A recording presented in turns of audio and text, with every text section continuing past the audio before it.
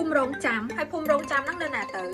บองบอลตึกอัคเนียการปิดประไงตีปรับม้วนใครมีโทนานี้สำหรับในโจฮอนแซนวานเชิญโจชูบโซสมตกบองบอลไปชิโปรวัตเนอเอามันโดนบันดาซอนสลอกราวได้สัตว์นองสตอกสไฟเจหายเฉียดขนมเอาการนุทองได้สำหรับเด็กโจกับบานสำรัดเนอขนมแกดัชมัวภูมินู้ทาเฉียบภูมิรองจำตาเตือนในภูมินี่กูด่าภูมิไหมภูมินี่ชมสมสนาด่าท่าเฉียบภูมิรองจันយើងទាំងអស់គ្នាបានដឹងហើយថានៅមានបងប្អូនប្រជាពលរដ្ឋខ្មែរយើងមួយចំនួននៅមិនទាន់បានវិលត្រឡប់ទៅកាន់លំនៅឋានរបស់ខ្លួនវិញទេដោយសារតែតំបន់មួយចំនួនកំពុងតែស្ថិតក្រោមការគ្រប់គ្រងដោយខុសច្បាប់ពីសំណាក់យោធាថៃហើយក្នុងនោះរាជរដ្ឋាភិបាលក៏បានសម្រេចនៅក្នុងការរៀបចំឲ្យមាននៅផ្ទះភាសឹកបណ្ដោះអាសន្នជូនចំពោះបងប្អូនប្រជាពលរដ្ឋយើងហើយមកដល់បច្ចុប្បន្ននេះក៏មានការដាក់ឈ្មោះទៅលើភូមិនោះថាជាភូមិរងចាំ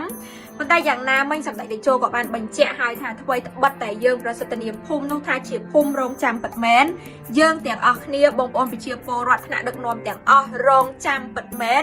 ប៉ុន្តែយើងមិនបោះបង់សិទ្ធិរបស់យើងនៅក្នុងការទាមទារទឹកដីយើងមកវិញនោះទេសម្ដេចតេជោក៏បានបញ្ជាក់បន្ថែមផងដែរថាទឹកដីរបស់យើងចាំបាច់ត្រូវតែទាមទារមកវិញហើយការទាមទារគឺមានពីរផ្លូវដែលផ្លូវទី1គឺយើងប្រើប្រាស់កម្លាំងយោធាវាយដណ្ដើមយកមកវិញហើយផ្លូវទី2គឺយើងប្រើប្រាស់ការចរចានិងការដោះស្រាយដោយសន្តិវិធីអ្វីដែលខ្ញុំចាប់អារម្មណ៍ឃើញនៅពេលដែលសម្ដេចតេជោលោកប្រកាសសួរថាបងប្អូនប្រជាពលរដ្ឋទាំងអស់មានអ្នកណាដែលចង់ឲ្យយើងទៅវាយយកមកវិញបងប្អូនប្រជាពលរដ្ឋយើងអត់ចង់ឲ្យកើតមានសង្គ្រាមទៀតទេអត់មានអ្នកឆ្លើយថាចង់ឲ្យវាយដណ្ដើមមកវិញទេយើងទទួលស្គាល់ថាយើងបាត់បង់ទឹកដីយើងឈឺចាប់យើងសោកស្ដាយប៉ុន្តែបើសិនយើងប្រើកម្លាំងទៅវាយដណ្ដើមយកមកវិញគឺមិនខុសពីអ្វីដែលសម្ដេចតេជោលោកមានប្រសាសន៍ការពីព្រឹកមិញទេដោយលោកបានបញ្ជាក់ច្បាស់ណាស់ថាបើយើងហ៊ានតែប្រើកម្លាំងកម្ពុជាយើងនឹងខាតបង់ធ្ងន់ណាស់ប្រសិនណាបើយើងប្រើប្រាស់កម្លាំងទៅវាយដណ្ដើមយកមកវិញវានឹងធ្វើឲ្យជីវិតកងទ័ពជួយមុខ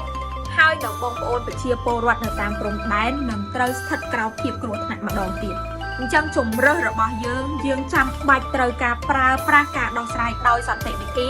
តាមរយៈការចរចាការទូតឬក៏ច្បាប់អន្តរជាតិយើងមានកិច្ចព្រមព្រៀងជាច្រើនដែលយើងចាំបាច់ត្រូវតែអនុវត្តតាមហើយតាមរយៈការអនុវត្តនៅកិច្ចព្រមព្រៀងនិងស្មារតីនៃកិច្ចប្រជុំទាំងអស់នោះវាក៏ជាផលប្រយោជន៍មួយសម្រាប់ប្រទេសកម្ពុជាយើងដើម្បីយកមកប្រើប្រាស់នៅក្នុងវិធីសាស្ត្រការទូតការចរចាហើយនឹងការប្រើប្រាស់នៅយន្តការច្បាប់អន្តរជាតិអញ្ចឹងទាំងអស់នេះគឺត្រូវការពេលវេលានៅក្នុងការដោះស្រាយទាមទារឲ្យមានការអត់ធ្មត់ឲ្យខ្ពស់បំផុតពីព្រោះបច្ចុប្បន្ននេះរាជរដ្ឋាភិបាលកម្ពុជាយើងពិតជាខិតខំស្វះស្វែងណាស់ដើម្បីទំនាក់ទំនងចរចាផ្ញើសារជូនទៅកាន់សហគមន៍អន្តរជាតិដើម្បីឲ្យគេបានដឹងថាមានរឿងអ្វីខ្លះកើតឡើងមកលើប្រទេសកម្ពុជាយើងហើយតើជំហររបស់កម្ពុជាយើងខ្លាំងប៉ុណ្ណាទៅលើការដោះស្រាយដោយសន្តិវិធីហើយថាតើកម្ពុជាយើងជាប្រទេសដែលស្រឡាញ់សន្តិភាពប៉ុណ្ណាទីហ៊ានជួមមុខនៅខំឈរជើងការពារថែរក្សាទឹកដីនិងសុវត្ថិភាពជូនប្រជាជនហើយថ្នាក់ដឹកនាំយើងគ្រប់លំដាប់ថ្នាក់កំពុងតែរិះរកគ្រប់មធ្យោបាយទាំងអស់ដើម្បីដោះស្រាយបញ្ហាដោយសន្តិវិធីហើយដូច្នេះក្នុងនាមយើងជាប្រជាពលរដ្ឋយើងគួរតែចូលរួមគាំទ្ររក្សានៅស្មារតីសាមគ្គីភាពរបស់យើងក្នុងនាមជាមហាគ្រួសារខ្មែរដើម្បីជាកម្លាំងចិត្តទៅកាន់បងប្អូនពូដែលគាត់ជាកងកម្លាំងនៅជួរមុខបងប្អូនប្រជាពលរដ្ឋភាគសឹក